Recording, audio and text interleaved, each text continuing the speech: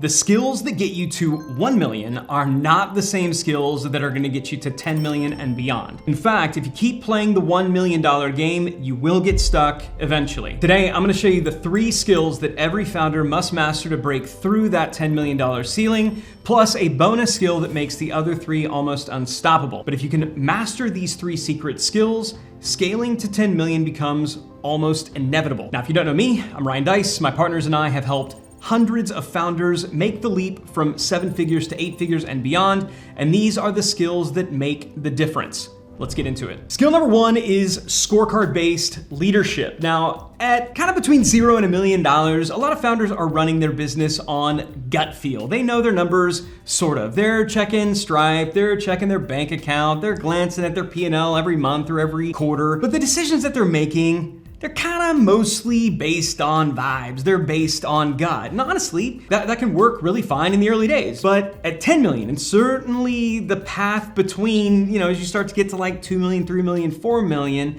you really can't just lead by intuition. You're just no longer in every room anymore. You have to start leading by the scoreboard. And so here's how we do that. Step number 1, you have to map your value engines. I want you to think about your business like a giant factory. And this factory is filled with different assembly lines. You have an assembly line for how you get customers. You also have a separate assembly line for how you serve or fulfill those customers once you have them. And you may even have a literal assembly line for how you make or assemble the products and services that you sell. Now, your mission is to visualize how each of these assembly lines work, because you cannot optimize and you really can't even track how your business works until you first visualize how your business works, how these core value chains, these core value drivers work. So we call these visual maps value engines. And this value engine mapping process is so important. I did a separate video on it we can link to in the description, but this is step 1. And the reason this is step 1 is because you need these if you want to build the right types of scorecards. So once we've got these value engines mapped, then what we want to do is we want to build scorecards that mirror these value engines. So we've got them mapped, and then what we're gonna do is we're gonna go step by step, stage by stage, and we're gonna say, okay, how do we know that this particular stage works? Okay, what about this stage, and this stage, and this stage? And we're gonna go step by step, stage by stage, each step of each little assembly line,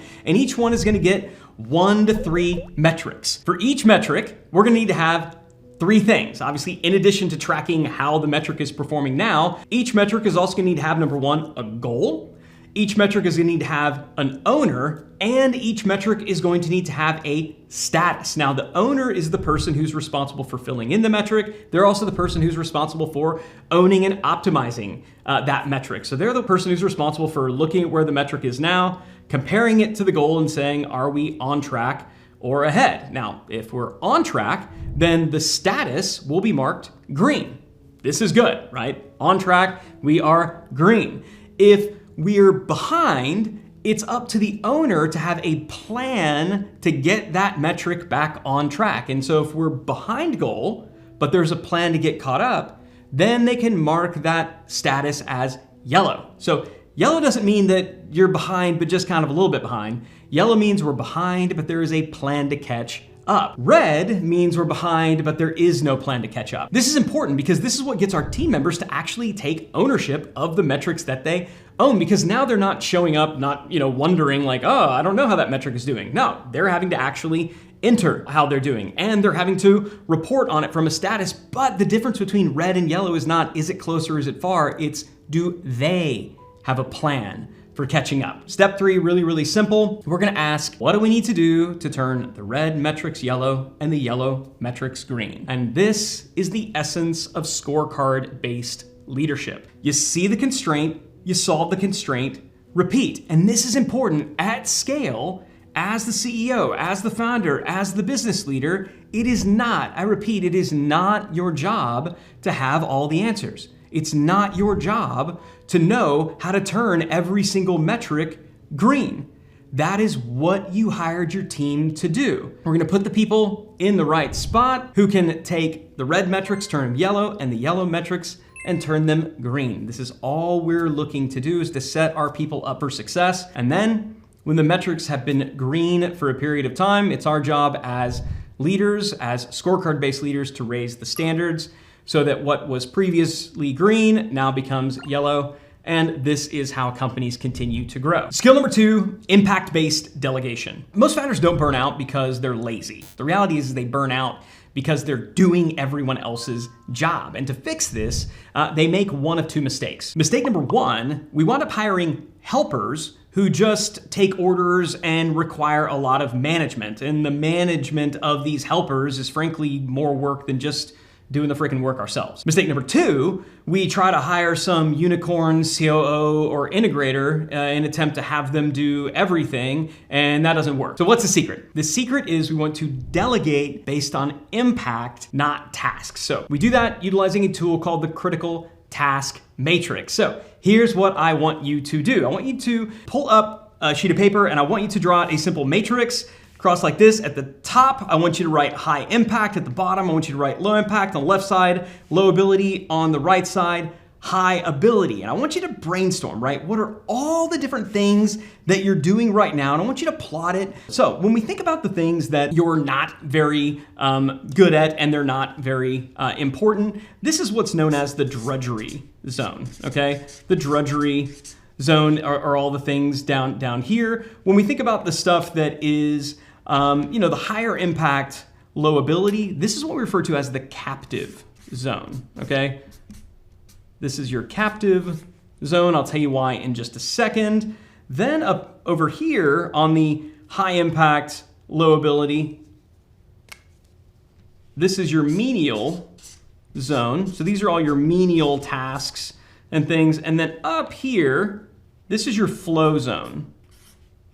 So your high impact, high ability. So what do you want to do with each one of these zones? Well, obviously, if it's low impact, low ability, if it's drudgery, I want you just to stop doing it. Now, in terms of your high ability, high impact work, this is your genius zone. We're going to keep doing this. And the idea is to maximize your genius zone work, to do as much flow state work as possible. Now, in terms of your low impact, high ability, this menial work, this is actually the place where most founders get told that this is where you need to delegate. This, I believe, is actually the trap. Okay, watch out. It's a trap, right? This is a trap because this is where we get told, oh, we need to delegate all this. We need to delegate all this. But here's the problem. When you seek to delegate a bunch of menial tasks, more often than not, what we wind up doing is we wind up hiring helpers. So I'm okay with you delegating menial tasks as long as you're delegating it to somebody who is already on the team and somebody who doesn't require additional management. If you're hiring a VA to do a bunch of menial tasks, I can almost guarantee you the management of that virtual assistant, more times than not, is going to require more work on your part than the doing of most of the tasks. Where the big opportunities come from and where I really want your focus to be is in handing off these captive zone tasks, the low ability, high impact tasks. These are the ones we want to offload as quickly as possible. And specifically, the more that we can upgrade our flow zone tasks over here, this is actually as business scales. Now, there's gonna be a lot of flow zone tasks that we just wanna keep forever because we truly love it. That's amazing.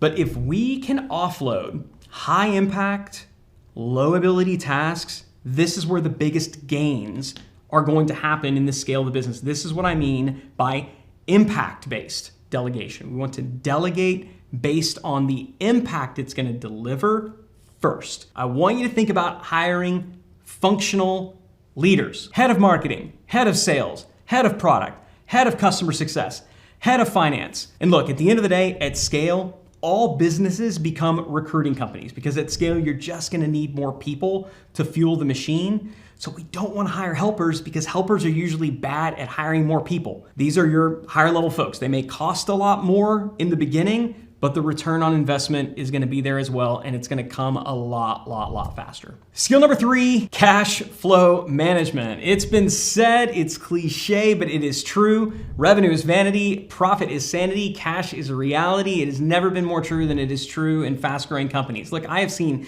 $10 million companies go broke because they didn't effectively manage their cash, and their P&L said that they were profitable, but their payroll and their cash position said otherwise. I have seen P&Ls lie. I have never seen cash lie. So if you cannot manage your cash effectively, you can't scale, period. So this is the system that we use every day in every single one of our companies. You need to establish a cash flow waterfall system. And to do this, you need 5 bank accounts. The first bank account that you're gonna need is your operating account. Inside this operating account, I want you to keep 1 month's OPEX, so 1 month operating expenses. So think about all of the expenses that you would have in a given month to operate your business. Account number 2 is your tax savings account. There is one vendor who owns missiles and who has the ability to take away your freedom, and that is the government. Okay, so we wanna make sure that they get paid. So we're gonna set up a separate tax savings account. Account number 3, this is your emergency fund. So your emergency fund is essentially just a savings fund. So if you were thinking, oh my gosh, just 1 month in my operating account, that doesn't seem like that's enough. It's not. It certainly wouldn't be enough if we didn't have an emergency fund, but we're gonna set up a separate account for emergencies, for that just in case, for that rainy day. In your emergency fund, in this savings account, we're really looking at 3 months of just your fixed expenses. Then we're gonna have a future investment fund.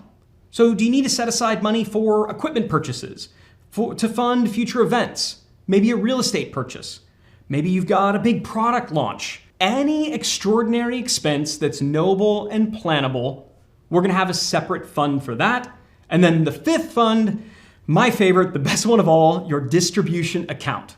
And so the way that this works is money is obviously going to flow into your operating account. Now, assuming you have more money in that account than that 1 month's operating, great. We're gonna make sure that we pay the tax savings. Now, if there is more money left in the tax savings, we're going to waterfall into the emergency fund.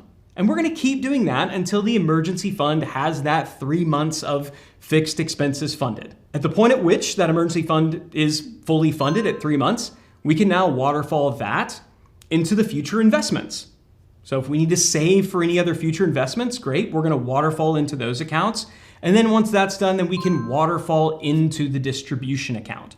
This waterfall process is how we ensure that we are effectively managing our cash flow. It's how we ensure that we don't leave too much cash in any one account, because if you leave cash in your checking account, in your operating account, guess what? It is going to get spent. Now, once the money is in that distribution account, as a general rule, we're gonna distribute 80% at the end of every quarter. We'll distribute the remainder at the end of every year, but you can obviously decide within that distribution account that you may want to make a reinvestment back into the business. Again, it's totally your choice. We simply wanna make sure that we're effectively managing the cash within our business, because the ultimate sign of a healthy business is the ability to distribute big, fat chunks of cash. And the ultimate sign of a successful CEO is a well-managed and growing cash account.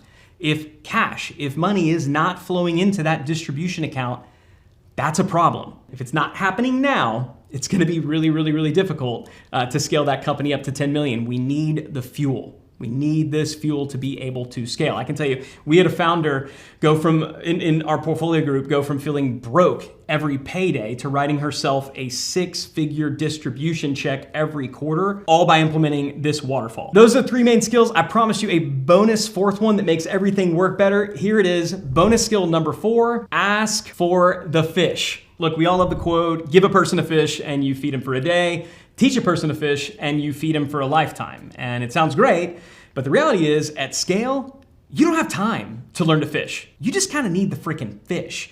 And this is hard for entrepreneurs to grasp and even harder to do, because from 0 to $1 million, it's all about figuring things out for yourself. It's all about the journey. It's all about learning to fish. The journey from $1 million to 10 million is all about speed. And speed comes from asking for help, not figuring everything out for yourself. So I give you permission. I give you permission just to ask for the freaking fish.